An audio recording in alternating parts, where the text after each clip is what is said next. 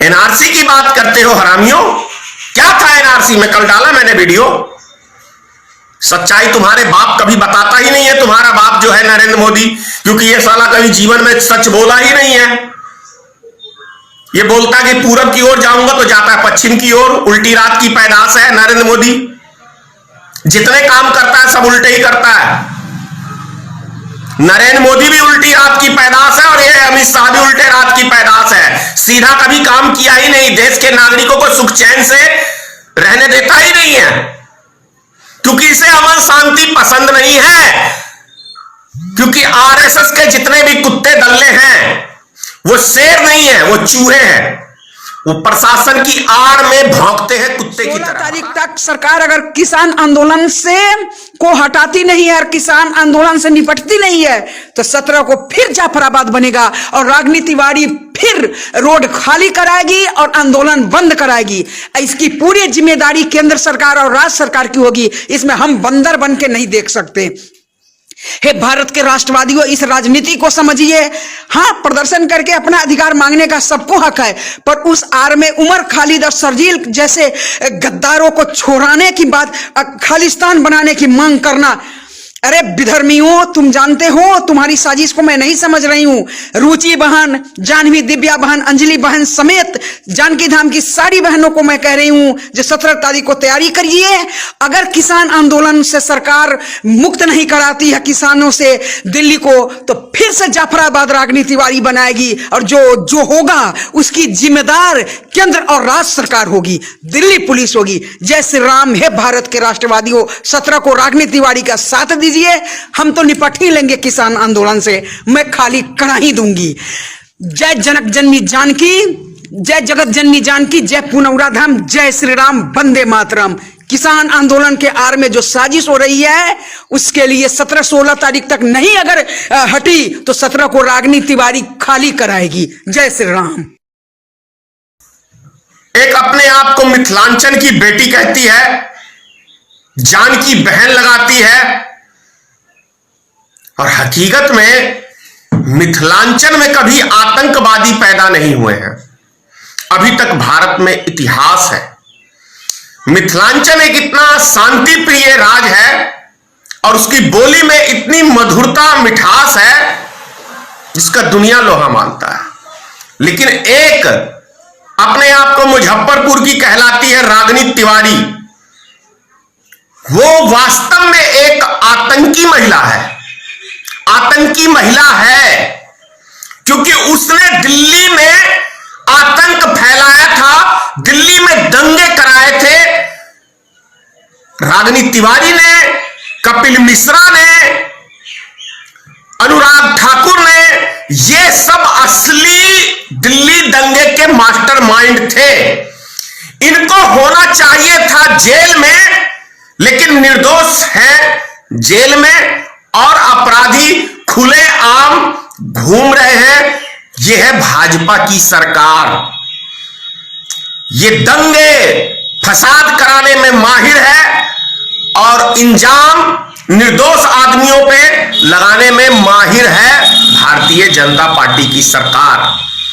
दूसरी चीज, ये महिला जो चैलेंज ठोक रही है, कभी कह रही है कि 16 तारीख को हम दिल्ली खाली करा लेंगे, मैं अकेली करा लूंगी। तू अकेले, तेरे चूतर में इतना दम नहीं है। तेरे बाप ने जरूर तेरे माथे पे हाथ रखा होगा, तुझे आगे करके उन गरीब बेसहाय निहत्थे किसानों के ऊपर एक प्लानिंग रची होगी केंद्र सरकार ने, और उसके आड़ में तू अपने आप को शेरनी कहती है। तू शेरनी तो कभी हो ही नहीं सकती है, ना ही तेरा वो कैरेक्टर है, ना ही तू शेरनी है। क्योंकि आरएसएस के जितने भी कुत्ते दल्ले हैं वो शेर नहीं है, वो चूहे हैं। वो प्रशासन की आड़ में भौंकते हैं कुत्ते की तरह, पता है? प्रशासन की आड़ में आज कुत्ते की तरह ये आरएसएस के दल्ले और भड़ुए कूदते हैं, क्योंकि इनकी औकात में अच्छी तरह से जानता हूं।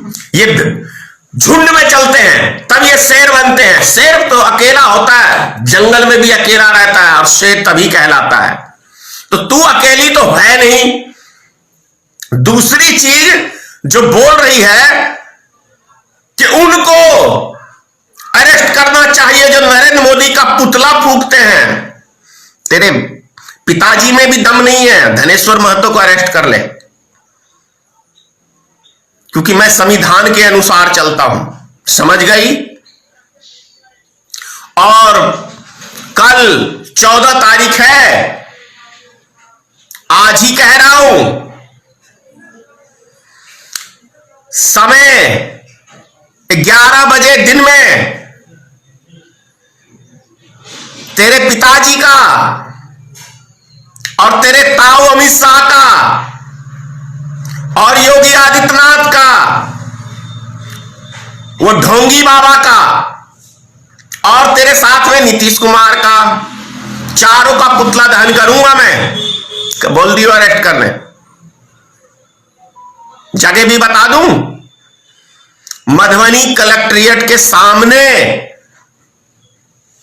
मधुबनी कलेक्ट्रेट के सामने कल पुतला दहन करूंगा, समझ गई। प्रशासन के सामने। सरकार तेरी, करा लियो अरेस्ट, क्या दिक्कत है। अभी किया था ना एक केस मेरे ऊपर इलेक्शन में, मैंने तो कहा चलता हूं, क्या दिक्कत है। अरे दो टके पे बिकने वाली रागिनी तिवारी क्या बोल रही थी, मोदी जी मैं तुमको इतना पसंद हूं तो मैं आऊं तुम्हारा बिस्तर गर्म कर दे। साली शर्म से मर जाती। अगर वाकई में तेरा घर वाला होता तो तेरी चूतों पे लात मार के तुझे घर से बाहर निकाल देता।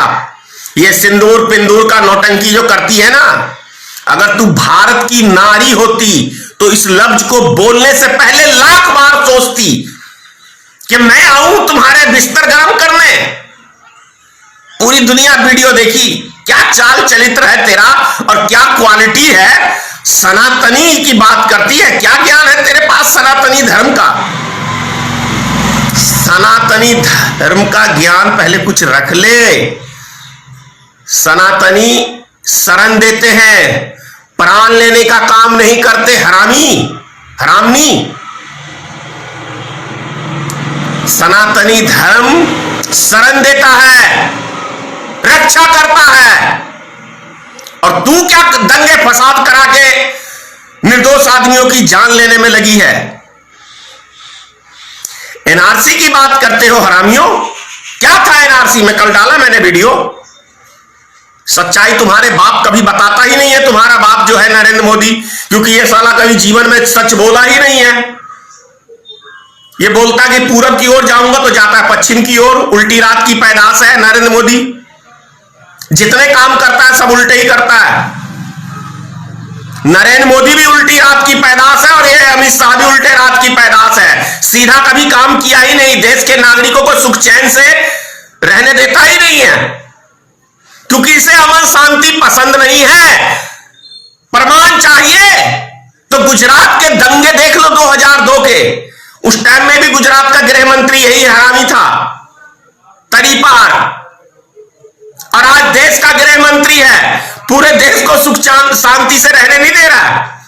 अरे बात रही बिहार चुनाव की हरामियों, बिहार चुनाव की, तो ऐसे भी भड़ुओं की कमी नहीं है हिंदुस्तान में नागरिकों की, जो 2 रुपए पे अपना वोट बेचते हैं। एक कप चाय पे वोट बेचते हैं, एक गिलास दारू पे वोट बेचते हैं।